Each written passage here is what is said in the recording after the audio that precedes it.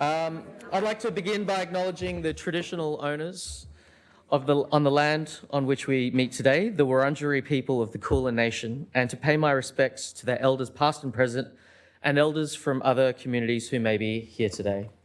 It's my great pleasure to introduce Professor Sarah Russell. I've met Sarah a couple of times and we share a lot of common interests in the questions of what single cells do. But she's been a real pioneer in a couple of areas over the years. She's had a long list of contributions to the field of interleukin-2 and the JAK-STAT signaling pathway. Sorry, the coffee's just kicking in now. And more recently, she's been a real pioneer in developing technologies, not just using them, developing them to answer questions, as I mentioned, of what single cells do and how we can track them.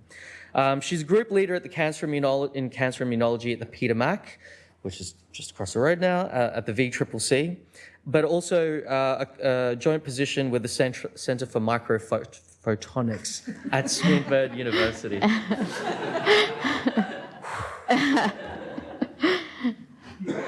She's answering perennial questions in the field of nature versus nurture. I don't know what's wrong with me today. Stochastic versus deterministic. You know, is it Rachel or Monica? I don't know. Anyway, thanks very much, Sarah, for coming today and speaking.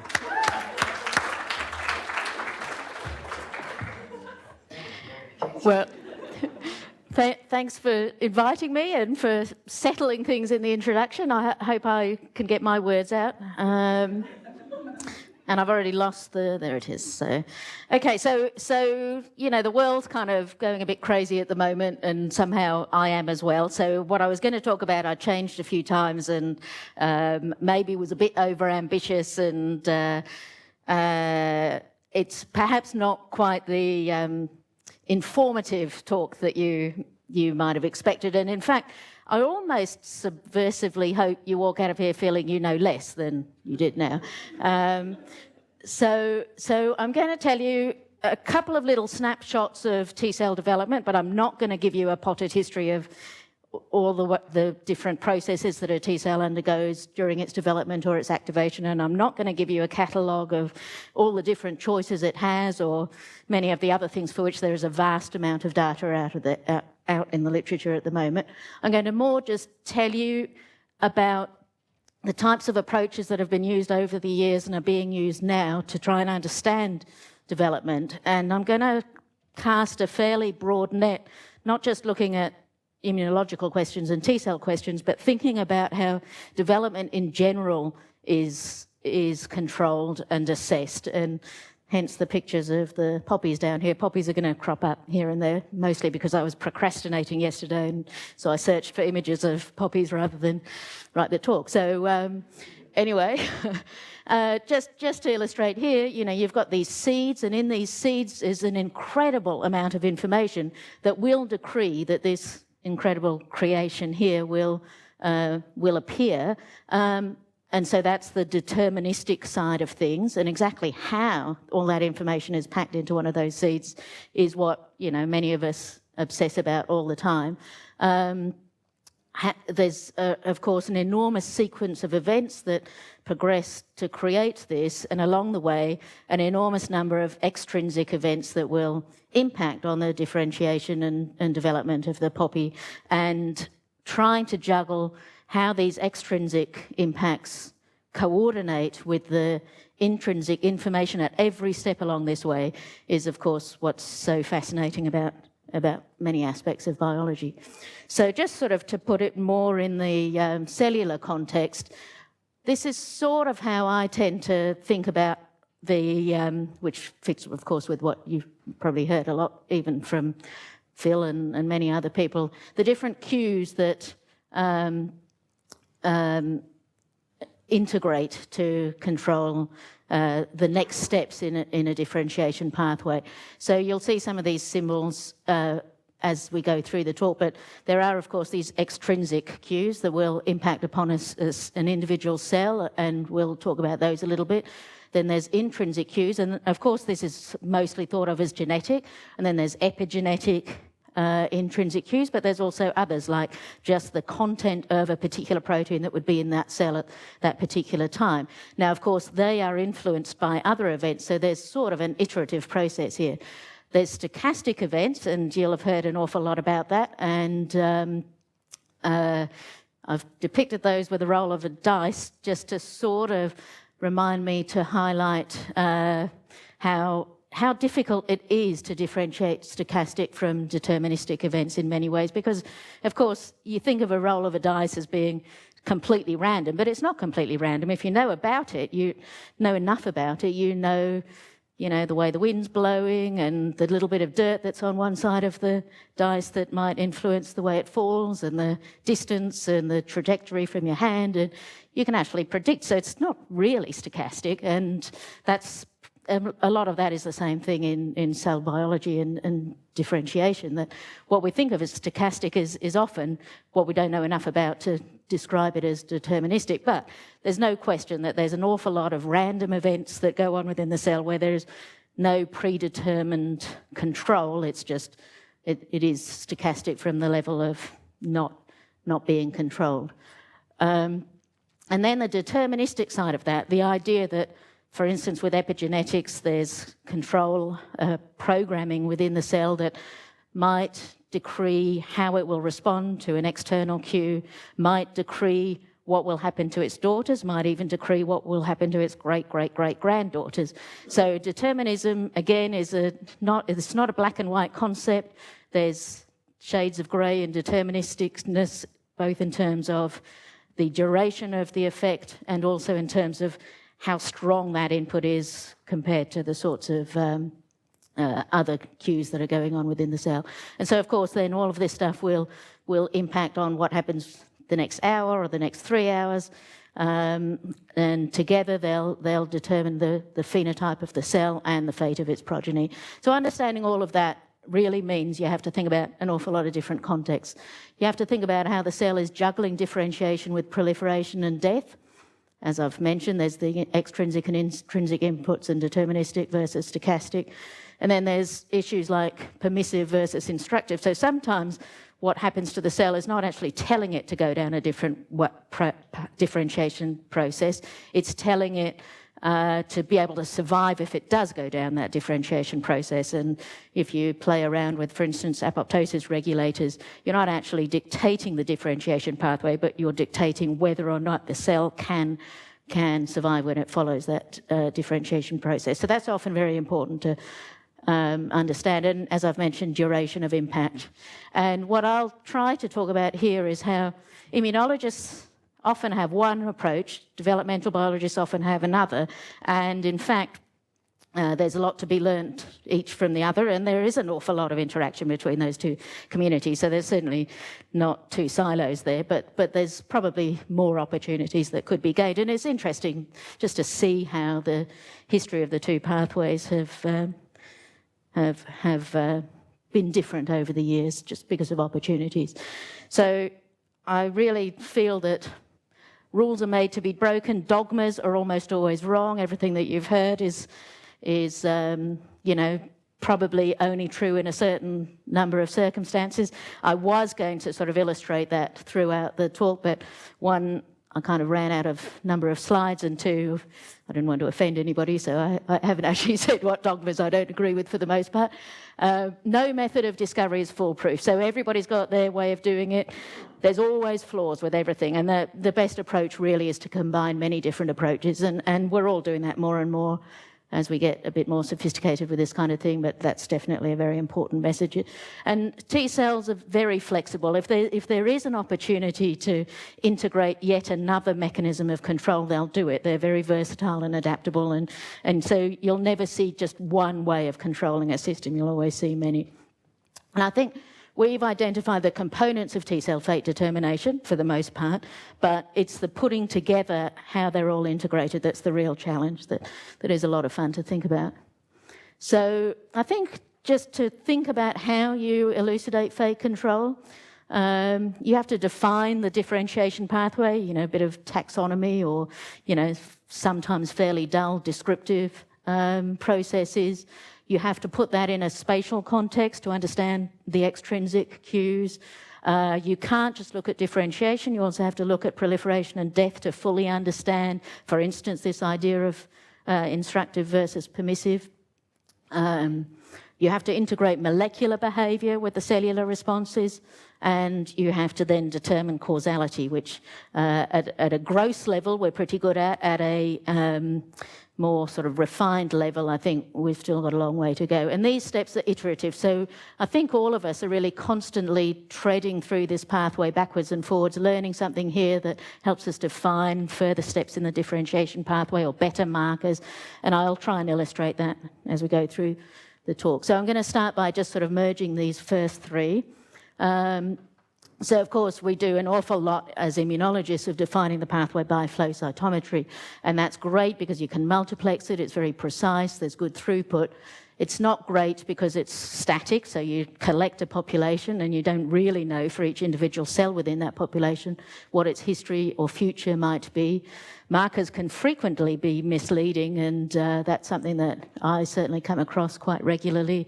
You think you know what this stage in differentiation is, and then it turns out that for some weird reason in your experimental context, that marker's been upregulated or downregulated, and it's no longer appropriately reflecting that differentiation stage. And yes, it's population-based, so you're not looking at individual cells, which means you can get quite waylaid a lot of the time. There are a growing number of fluorescent markers and reporters that mean you don't just look by flow cytometry, but you can look in situ, you can assess longitudinally if you do some kind of time-lapse analysis, and often you can then be looking at function rather than a marker that might be misleading. So that's all the good things of that approach. Sorry, I have muddled up my slide here. But the cons here are that it is much more low throughput than the flow cytometry, and each reporter, you have to be very careful that it's not influencing thing. And then ignore all that stuff, sorry about that. So then there's non-biased profiling, which is more and more common, high throughput sequencing, proteomics, metabolomics, etc. And that's great because you're not sort of stuck with the knowledge that you've already got. You can generate vastly more information and go down pathways that you wouldn't necessarily have thought of otherwise. The misinformation from limited markers is now much improved. But it's still generally static and often population-based. So there's still issues with that as well. And I just to start, and I had some fun as I was doing this, picking out some wehi-based breakthroughs in all these areas, which is, as always, remarkably easy to find things that the guys at wehi did. So here's with the T-cell development, the first steps in mapping T-cell progression by Howard Petrie and Ken Shortman's group in 1990, starting to define the different stages of a thymocyte before it started expressing its CD4 and CD8 markers. And this then led to this work by Dale Godfrey, who's now at Melbourne University, defining the DN1 to 4 populations that have been just used by thousands of studies since then and have been absolutely fundamental to understanding thymocyte biology. So there's a couple of markers that have been really powerful. There's many more. And then from there, there's the opportunity to use those markers to actually sort of refine the knowledge of different stages in differentiation pathways. So this is an example, not from immunology, of a couple of some studies which started off with a couple of markers looking at progression of neuroblast development, and then started to define the very precise stages of differentiation as the neuroblast progress through early to late. And so you can start, if you know enough markers, you can start to actually time in a much more precise way. And similar things have been done in T-cell development. So just by kind of sorting very carefully through the different DN1 to 4 and subcompartments within there. And then you can start to get a feel for all the transcription factors that are turned up and down, and cell surface molecules and growth factor receptors and so on. And this is not only information that helps you understand the biology, but it also means more markers can potentially be recruited into the analysis. So we're getting pretty sophisticated at this kind of differentiation pathway definition. And I just want to make one point here related to a paper that's recently come out by Doreen Cantrell's group. This is in mature T cells, not in developing T cells, but I think it highlights one of the issues that we all have to be very worried about with it's, you know, every technique that we use, transcriptional profiling is now you know, very readily applicable, but she compared the transcriptional profile with the proteomic profile, and you can see here that there are massive differences between the two. So there are often cases where you think that, you know, you've understood the biology because you know all the transcription factors and the markers that they control, but in fact there's an awful lot more going on there that we don't understand. So again, it's not perfect, nothing's perfect, we've still always got more to learn. So that's defining the pathway, and then second is context. And you know, this relates to these extrinsic cues. Now, an awful lot of the time, you can actually understand the cues just by watching. And this is one example that, you know, the Flanders poppy is called that because they all appeared after the war when there was graves being dug and dirt being disturbed, and it became appreciated that that's one of the extrinsic cues that trigger poppy seed germination is disturbance of the soil that it's in. And of course you watch, you know, pollination going on and you appreciate how important that is to differentiation and development. And the same thing occurs just in watching the thymocyte differentiation or any other kind of cell differentiation. If you know what's happening to it, you're much more likely to develop testable hypotheses as to how that's controlled. And again, my little wehi connections, this is the kind of stuff that Anna Voss and Tim Thomas have been doing beautifully for many years now, is actually just watching processes during mouse development and observing in context how molecules are altered and how that impacts on their subsequent behaviour. And neuroblasts, which are often the sort of best studied differentiation cell lineage, it gives another great example of this, where you can actually see that from neuroendothelial cells progressing through these different neuroblast stages and then producing progeny that become the ganglion mother cells or mature neurons. The spatial positioning of these cells tells you an awful lot about their differentiation progression and the cues that can feed into this. And so this is just one fairly recent example of a nice study that started to map the differences in behaviour of these cells as they progress through differentiation. And one of the key things that's been identified from this study and many others in neuroblasts is it's not just the spatial cues that you can see, it's just time itself that's really important here. So as these neuroblasts get older, they go through this cycle of turning on one transcription factor, which then triggers the degradation of another one, and then another one's turned on after that. And just following that sequence is enough for them to change their identity, not necessarily all that visibly in terms of their own behaviour, but in terms of the number of progeny that they can produce after that. So a fascinating new way of thinking about extrinsic inputs that you really wouldn't have been able to see unless you were watching these cells so closely. And spatial context, I've already shown you this study, but again, understanding these very fine-tuned steps in differentiation of the mouse neuroblast was achieved by, in part, by looking at where these cells are within the body. Immunologists, I think, have spent a lot more time doing flow cytometry than microscopy. That's in part because they're not the organs in which the immune cells are developing or responding are not as accessible as some of the other tissues that you might be looking at, and also because we have just had such great opportunities in flow cytometry that it would have been stupid not to make the most of those. But we are growing a better development of understanding of the spatial context in T-cell development and responses. And this is just one depiction of the progression of the thymocyte as it goes through these DN1 to 4 stages. It moves around the thymic lobe in a very stereotypical process. So it's attracted to a new stage by a new position by chemokines. It then changes its chemokine receptor expression, and so it sees another chemokine and it moves again. So it's a really fabulous context with which to control the differentiation of these cells. And we haven't looked at it in the beautiful detail of, for instance, the neuroblast, but we've certainly got a lot of good information about that that's helped us to understand what are the extracellular cues that input into fate determination here.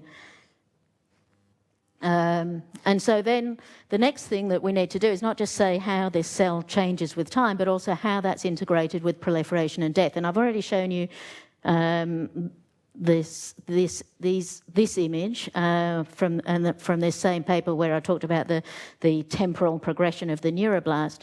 But what's also been seen by observing the proliferation and death in the progeny from these neuroblasts is that there's a switch in responsiveness of notch. So at a certain stage, the cells respond to notch by surviving, and at another stage, they respond to notch by dying. So you see this flip, and you can understand much more about this incredibly complicated, very beautiful to me developmental pathway that you really, need this much detail and this much observation before you can really start to manipulate it or do anything useful with it. And this idea of overlaying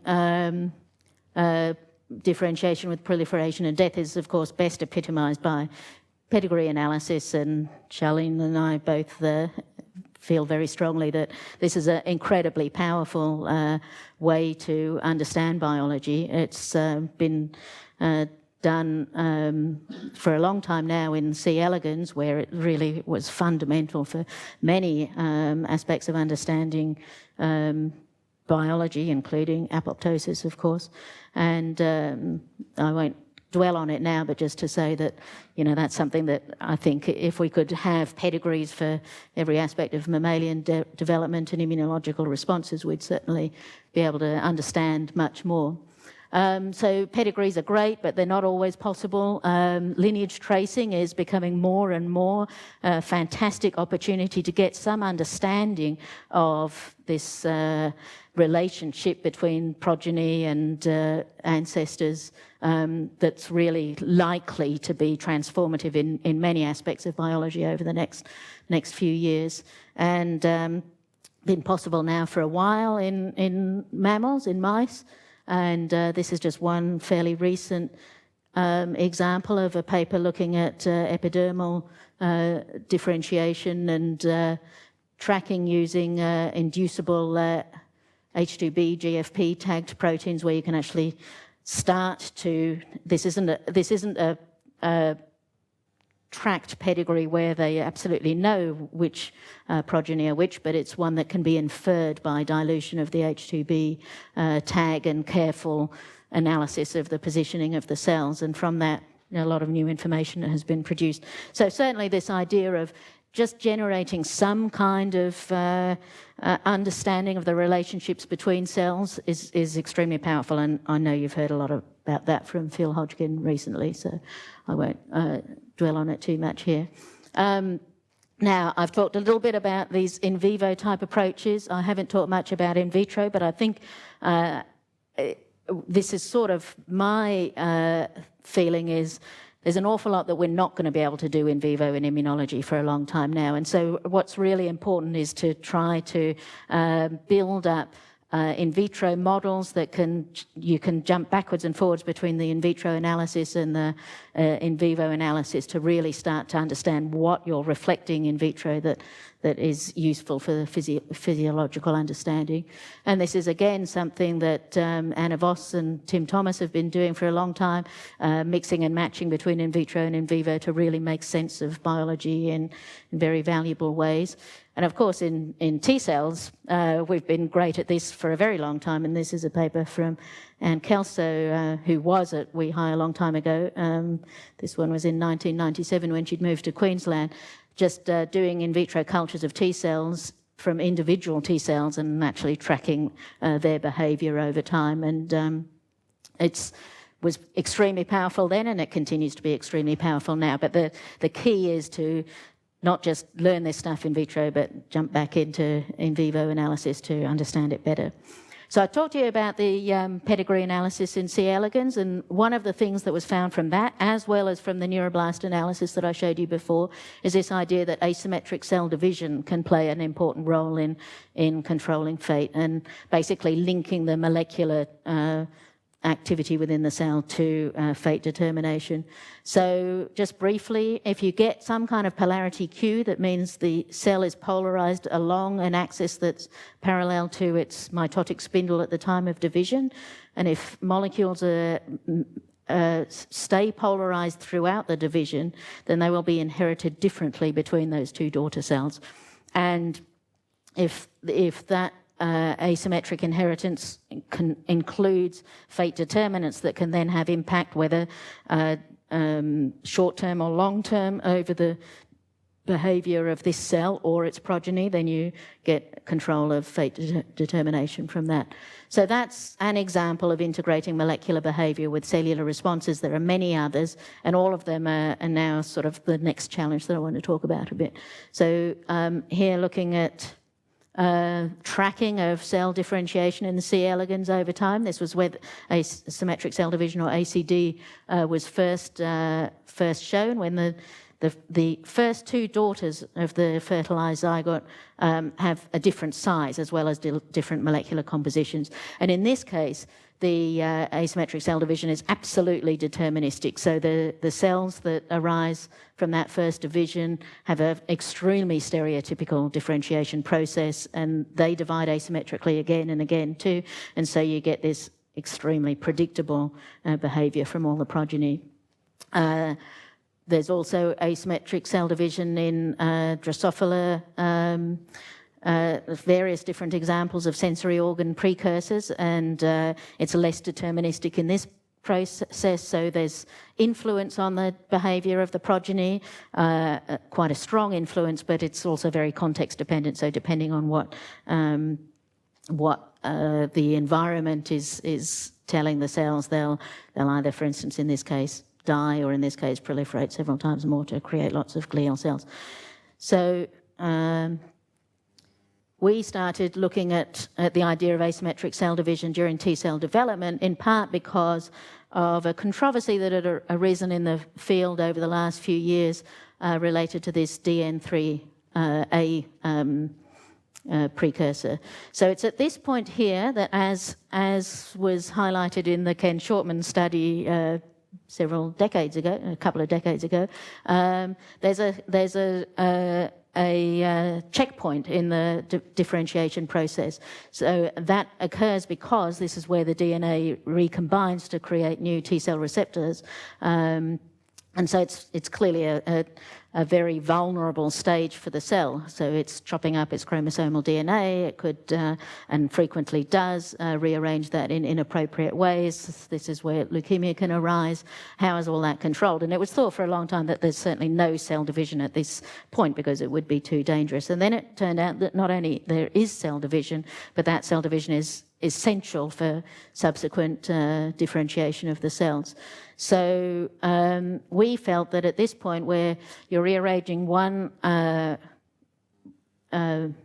T-cell receptor alpha, you need to, sorry, just got blank on what I was talking about there, but you're rearranging one chain of the T cell receptor. You might want a couple of copies of that before you start to rearrange the other one, and so in a way it's maybe behaving a little bit like a stem cell that wants to self-renew, create another copy of it, and perhaps that's where maybe asymmetric cell division might be important to allow this process of self-renewal, as it does in many other aspects. So we took on board here, as I was talking about before, this idea that you need to be able to, there's a lot of things that you can't see in vivo, you need good in vitro systems, and Juan Carlos Zúñiga-Flaca had developed this beautiful system for recreating T-cell differentiation using this bone marrow-derived stromal cell line, OP9s. You can culture those in vitro over a couple of weeks and get a lot of the T-cell differentiation process kick-started. So we used this, we transfected molecules into the cells, we generated these microfabricated cell paddocks where we could contain the cells within the field of view in the microscope so that we could watch them over a couple of generations and start to get a feel for their behaviour. And I'm going to skip through this because I think I'm already running out of time. But we started to see polarisation of the thymocytes when they interacted with the stromal cells. And we wrote some software that allowed us to quantify the protein trafficking while we were tracking the cells as they moved around. Because we needed accurate quantification, we couldn't afford any misidentification of the cells. We built in some manual correction capacity for this and a lot of playing around to be able to interrogate the data, which I will skip through in the interest of time. But we from this approach, and Kim Pham, who's now here, was the primary mover in this work, we managed to image the cells as they divided and quantify the amount of protein that was in each half and then the amount of protein that was in the progeny that arose from that division. And we could see that DN3A cells, but not DN3B cells, demonstrated asymmetric cell division in at least half of the divisions. So that's an example of integrating molecular biology with cellular responses. Determining causality is the next big question, and we are nowhere near resolving this. But just to give you a couple of ideas of the sorts of strategies that we take and others take in all this kind of stuff, the classic thing that you do in biology, you want to know whether something's important, you knock it out. So disrupt ACD and assess the effects. We've done an enormous amount of work over many years now looking at what regulates polarity and asymmetric cell division in lymphocytes. So we had a lot of tools at our disposal to play around with this. And we, for instance, in this lower panel here, looked at a mouse deleted in the protein called Scribble and found that it was important for regulating the asymmetry at the time of division. So we started to look at functional outputs of this, and we also determined that you needed the stromal cell for this asymmetric cell division, and so we could play around with blocking that, which we particularly did by CXCR4 inhibition. And a load of work that I'm not going to dwell on now, we got tentative indicators that asymmetric cell division is important for subsequent differentiation potential. But certainly the cells, you can muck with these polarity proteins or muck with the asymmetric cell division and you still see plenty of differentiation. So it's certainly not deterministic in the way that the C. elegans work was. But certainly if you start to play around with Scribble, for instance, you do see effects on subsequent cell fate. So again, this comes back to the question, all right, so there's a tickle there from asymmetric cell division. It's there. I've sort of described this as two separate ways now. The classic way that I talked to you about before, and then if you include asymmetric cell division, there's just one more extrinsic factor. It's controlling polarization, and that might just nudge one of these cells to be more different than the other in ways that can skew the sorts of diversity of fate responses further than you might have seen without that asymmetric cell division. So we're not for a minute claiming that there is this deterministic approach like in the fertilised C. elegans zygote, but there does seem to be some polarising factor there.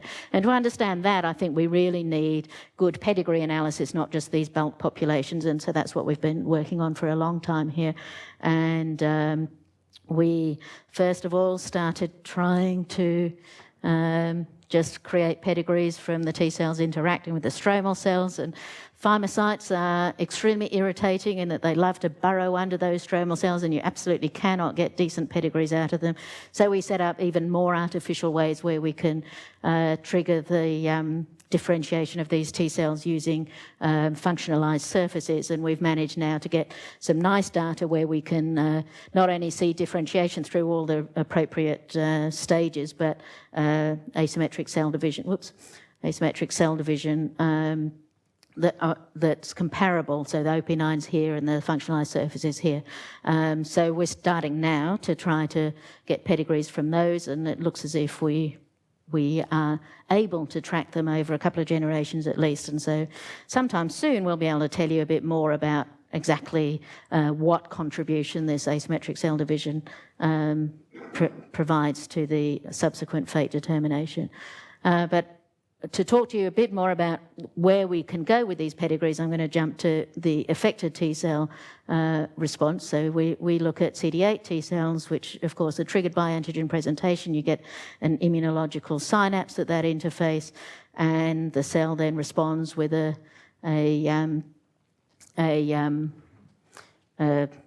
lot of proliferation and differentiation and death, and you get effector cells and memory cells out of it. And I'm not going to talk about this in any detail because I'm sure Phil has in great detail to you recently. I'll just remind you that Phil has had this battle with Steve Reiner, who showed asymmetric cell division in T cells for quite some years now, and you know, there's a lot of debate in this field about exactly how much of this cell fate determination of the CD8 cells is deterministic and how much of it is just random. So it's a fun area to be in because there's lots of passionate debate. The truth, I would feel, is somewhere between Phil's idea and Steve's, and I'll present some data to push that idea, but yeah, we're a long way from knowing. And again, as I've already talked about, you know, a lot of the analysis has been done using population-based data or little snapshots of information that don't integrate across the entire process. So we need to watch the whole process to understand it. That's not going to be trivial, especially in vivo, so there's lots of compromises for all of us in the way we approach this now. But we found at about the same time as Steve that we saw T cells dividing while they were still interacting with the antigen-presenting cells, and that they were polarized, nicely polarized in this decision, in this division. And some of the polarized proteins were these very interesting cell fate determinants, like NUM, which is a regulator of notch signaling. So we wanted to pursue the idea that that might regulate fate. Now, I just want to stop and mention for a bit, a lot of the dogma in this field, this is one time where I will overturn the dogma, is related to the fact we still don't have good information about what is polarized under what circumstances in this context. So our work has been in vitro, and it's an artificial system. It's one where we know it replicates an awful lot of the proper biology of the CD8 response, but it's probably not the complete picture. So it's possible that what we're seeing to some extent is an artifact here.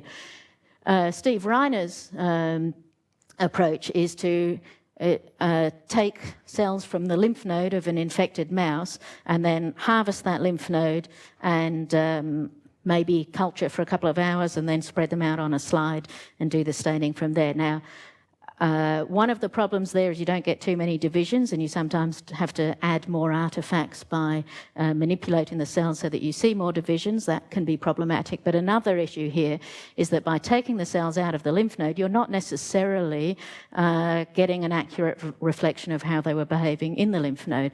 And for a start, we know that if the cells latched onto, for instance, a dendritic cell, it's probably much less extractable than if it's sitting around more or less on its own, just migrating and so on. So we see differences in what proteins are where on what half of the cell. We both see asymmetry, so we're happy with that.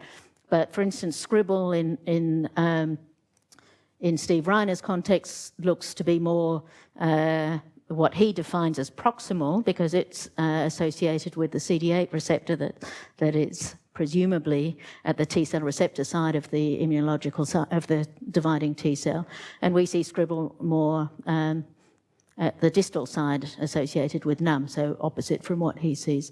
Now, it may well be that because in his imaging he's not seeing the cells that are attached to the dendritic cell, he's seeing the cells that are polarized, creating a uropod, because that's what happens when cells are activated and migrating around. Or it may be that our approach is an artifact of our system. We absolutely don't know at this point.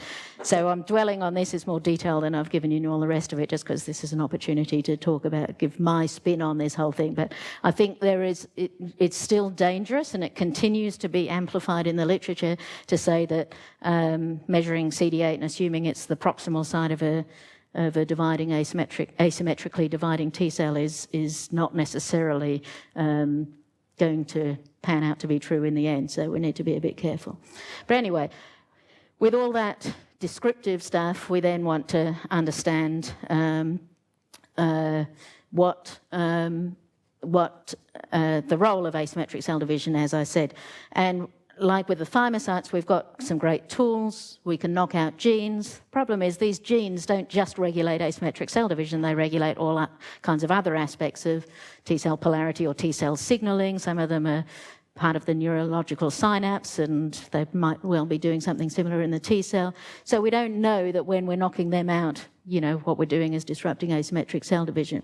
We know that the T cells compensate for knockout by changing all kinds of basal signaling and expression of different molecules. So if we don't see a phenotype, we don't know what that means. Yes, it's a very crude way. You knock out all the T cells, you don't knock it out just at the time of asymmetric cell division. So, of course, we had to do it, and it was a stack of work. And Edwin Hawkins in the audience is one person who spent an enormous amount of time analysing these different polarity deficient mice to try and understand this.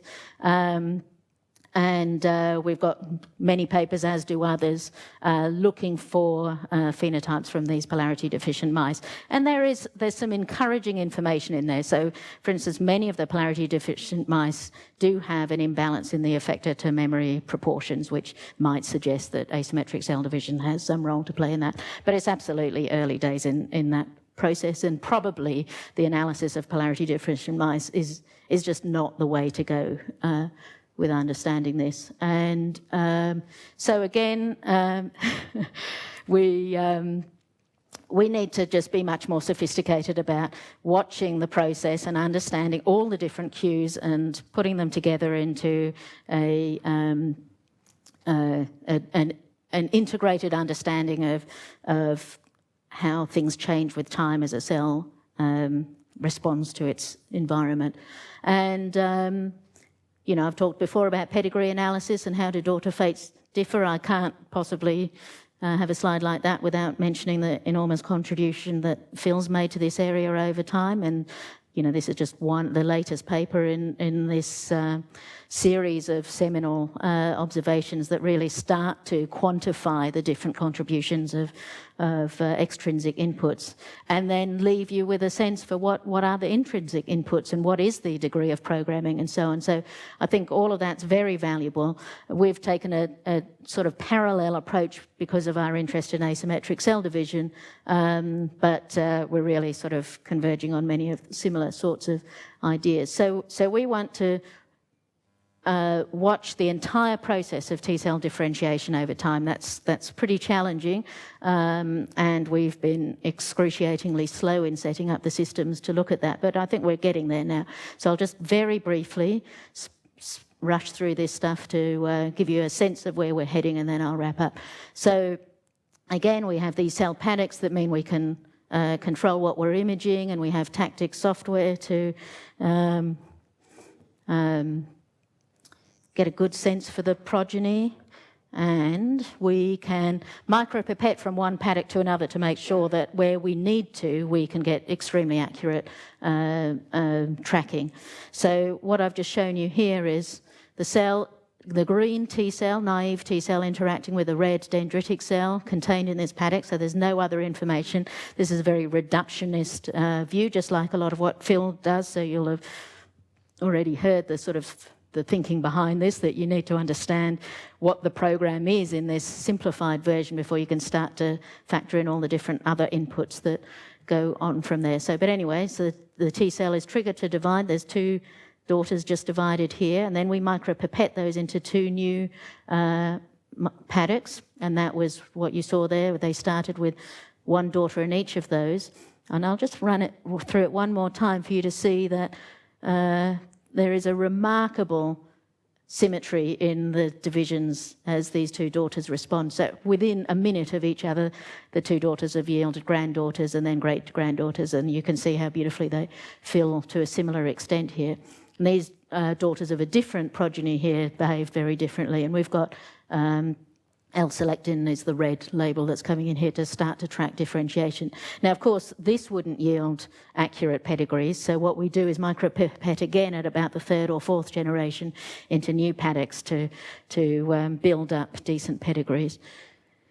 And the first thing we did was just sort of quantify the proliferative response of the daughters and granddaughters, and this is just depicted here for a few of our pedigrees, where you can see that the cells divide, as I mentioned, very similarly to each other, particularly in these first generations, and then the change occurs when they start to die at about the same time as they stop proliferating. So it's not that some of these cells are proliferating slower at the beginning and so there's fewer of them at the end. It's that they all behave similarly and then they drop off at different times after that.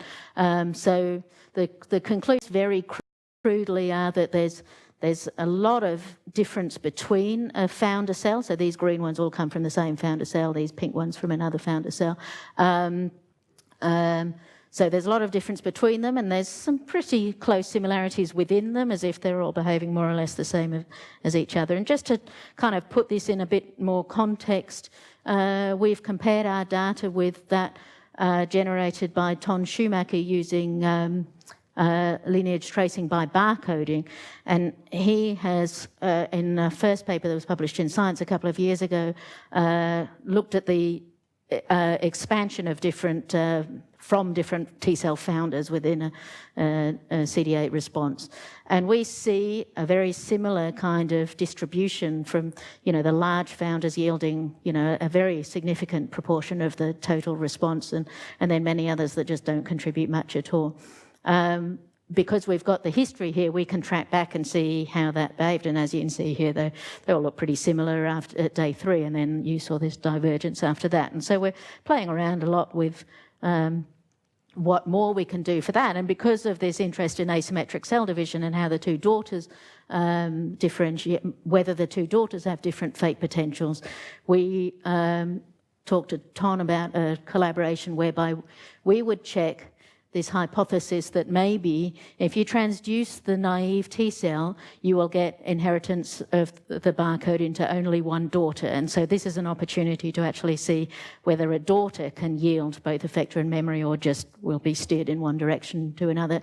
So Mohammed Yassin did some incredible long movies of thousands of different transduced naive daughter cells, because so few of them actually took up the label. But what he showed was that of the tiny proportion, I think I had numbers on. Oh yeah, I do have. Sorry, I've mucked up these slides. But of the tiny proportion of cells that had there was 10,000 cells he imaged, and 18 of them had fluorescence. Showing that they'd taken up the retrovirus, and of those, the fluorescence was only in the progeny of one daughter, not the other daughter, for all 18 of them. So we never saw retroviral inheritance in both daughters. So Ton then went ahead to, I've really... Okay, I can't show you his experiment, but some of the data points are here. But anyway, he then looked at whether those daughters would produce both effector and memory, or just effector and just memory. And if the Rhino view was right, you would expect to see a whole cluster of cells here or a whole cluster of cells here, but not this sort of correlation along the middle here. And so from the little data that you can see that there certainly are plenty of times when the daughter can generate both memory and effector responses. So that's the in vivo side. In vitro, we've been sort of plodding along, trying to get information from our pedigrees. Compiling pedigrees took a long, long time, but we've now got a sense for the behaviour from those. So what we've learned is that all the cells proliferate for the first few generations, about 4 or 5. And in general, then the daughters behave very similarly to each other. But there are occasionally cells where you get, after this first instance of very similar behaviour, at about generation 4 or 5, you see a divergence where one daughter will stop proliferating, the other one will keep going. And this is sort of shown in this pedigree here, where you can see that the progeny on this side all yielded many more divisions, whereas on this side the cells just kind of sat around for a long time, and we're down to about a week here. So I had a lovely time looking at these pedigrees and deciding what I thought about them, but it really wasn't going to convince anybody else. So I hooked up with a physicist called Damien Hicks, who had been working on nuclear fusion but was looking for something interesting and new to do, having just arrived back for Australia. And we started talking to Terry Speed a lot, and Terry taught Damien everything about statistics of inheritance, and Damien worked out new ways to apply that to these pedigrees. And interestingly, there really is nothing I'm going to skip this because I'm running out of time. This is my dream of the different sort of views that you can get. Sometimes symmetrical proliferative responses, sometimes symmetrical slowing, where all the progeny looks sort of more like they're developing into memories, and sometimes this asymmetric one. So I'm going to skip through lots of the next data, but we had many different ways to play around with how to dissect this information to enumerate what degree of heritability could be ascribed to the founders, the first daughters, the second daughters, and how that influenced all the different characteristics downstream of that. So cell size at generation 8, or cell cycle at generation 7, or all those sorts of things. And so we're starting now to plug it all in, and this is just one illustrative example where we can see that you can get a contribution towards the fate of cell size from the founder and from the first daughters, but then after that you get basically there's no further contribution from generation 3 onwards. So in this system where there's no extrinsic input, you have dictated the fate by the first 2 generations. And this is just controls showing that that analysis we would lose that correlation if we scrambled the relationships between the different founders. So it was dependent on the correct classification of the relationships. So again, we feel this suggests that there is an influence from asymmetric cell division, in that the 2 daughters do have some contribution to the fate long term from that. And so we would consider that amongst all these different features, intrinsic, extrinsic, stochastic, and determined by the different naive daughter cells, there's another polarizing factor that can occur under certain conditions that will skew the fate of the 2 daughters differently after that. And we need to do quite a lot more work to sort out what that is, but I will skip that as well and just sum up by saying, so, you know, I think we can't just look at any of these things in isolation. We have to look at it all together to understand how all these different inputs combine to dictate fate. There certainly seems to be a lot of role for all these different inputs to add up together. And as I said before, you know, actually working out how they correlate with each other to dictate the fate is going to be a big challenge, but one where I think a lot of the approaches are now available to us. I think we need to integrate approaches much more, whether it's time-lapse with barcoding or in situ imaging with high-throughput characterization or more precise modification of protein behaviour, you know, in the cells at particular time and no opportunity for redundancy and compensation to kick in at that time. Data science and modelling is going to be extremely important, and I think bringing it all together with in situ imaging is also going to be extremely critical for really being able to link the power of the in vitro approaches with the physiological relevance of in vivo. And I should stop there because I didn't have time to talk about competition. So thank you.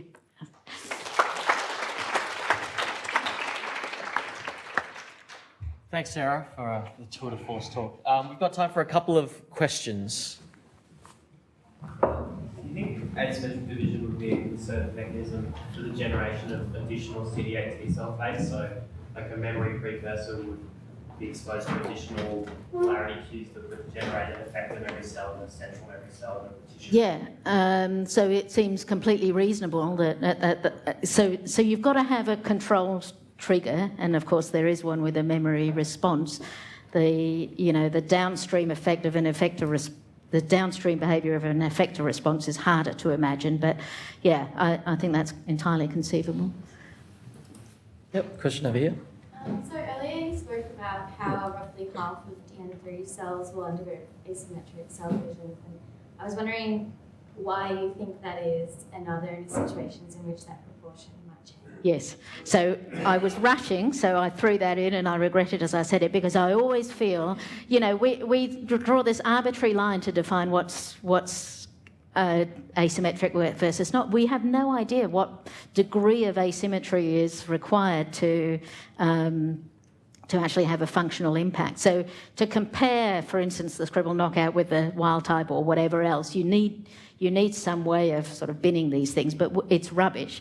And so it could be that all the cells are asymmetric and we're just not seeing it in some of them, or it could be that a proportion of the cells are asymmetric and it's really critical to understand which proportion that is, because they're the ones that respond differently because they've been given a different cue, and understanding that would be very powerful. But yeah, we're not yet at that stage of being able to do that definition in any kind of scientifically rigorous way. So that was a bit of a wrong avenue to send you down. Last question. Second last question. Yep, you go first and then Rich. So just in regards to the spatial context and its relationship to vector determination, you mentioned the example with the thymus and T cells upregulating chemokine receptors and it sort of promotes their movement through the thymus. Is that the result of the vector determination, or is that the cause? Or both. Yeah, I think yeah, you'd have to say it's the cause, but no, it is both. Of course it's both. There's chicken and egg in there that, you know, the whole system's set up to rely on that. So differentiation sort of permits the next behaviour, and then that permits the next differentiation step. Yeah, I was just wondering with your cell polarity protein knockouts, is there a selection as well as compensation within T cell populations? Sorry, is there selection? Yeah, like So selection of individual cells, you're saying, like, so cells that haven't been knocked out might proliferate. Yes, that could well be. So we have done a little bit of sort of mixed chimeras and stuff to try and get a sense for that. Not enough to really be able to give a decent answer, but yeah, I wouldn't be surprised. All right, I think in the interest of time, we'll leave it there. Thanks, Sarah, very much for a lovely talk.